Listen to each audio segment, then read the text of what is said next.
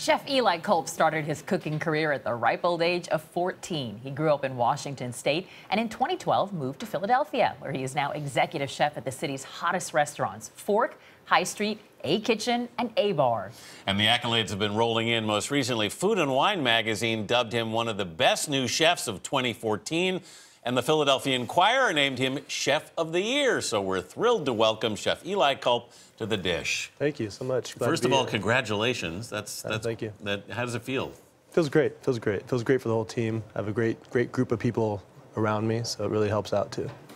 Walk us through what we have in front of us. Everything looks beautiful. Yeah, so the theme that we went with today, or the idea was sort of celebrating spring, and this is sort of Pennsylvania spring. So Pennsylvania has a rich culture and history of farming and some really fantastic and dedicated and passionate people. So the sort of highlight of this dish is the pork that you're sort of carved into there. That is a take on a classic Philadelphia staple, and that is a roast pork and broccoli rabe with sharp provolone sandwich. A lot of people think the Philly cheesesteak is really the Philadelphia sandwich. Right. People in the know that's for the people. It's not? No, it's really not. These sort of flavors of broccoli rabe, provolone, they sort of come through in this dish. We have beautiful spring tortelloni with fresh ricotta, morel mushrooms, asparagus, and actually some local bamboo. People don't realize that that's something that isn't necessarily from the area, but over the years, they consider it invasive species but yet it's still delicious, so we harvest it and use it in our menus. We have a salad here of a lot of wild greens. You have things like spruce tip shoots in there, trout lily, wild dandelion, lamb's quarter, some greenbrier, so a lot of like wild forage items. And then we have just some beautiful asparagus, a little ricotta salata on there, some spring garlic, so you see the little baby garlics on there, and then to round it out we have some strawberry and ricotta, basically cream puff. So you started cooking when you were about 14. I'm curious, what were you doing? What was your first role in the kitchen? And did you know at 14, did you have an idea, this is what I want to do? Basically, my dad get a summer job. I mean, I grew up in a small town in Washington State, Mossy Rock, Washington, 500 people in it, one restaurant at the time. Restaurant doesn't exist anymore, so no more restaurants. There's a burger shack, that's about all that's left.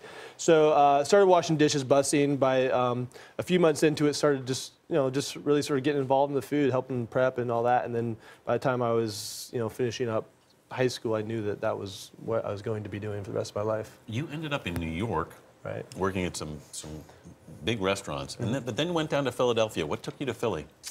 Yeah, so I spent almost 9 years in New York, and learned from some of the best in the country. Really appreciate that time I had here in New York. It really defined who I am as a chef. An opportunity came up in Philadelphia with Ellen Yin, the owner of Fork Restaurant, and we just hit it off really well. Our ideas were sort of on the same page with what she wanted to do. Fork was around for about 15 years before I got there, a bit of a stalwart in the Philadelphia dining scene.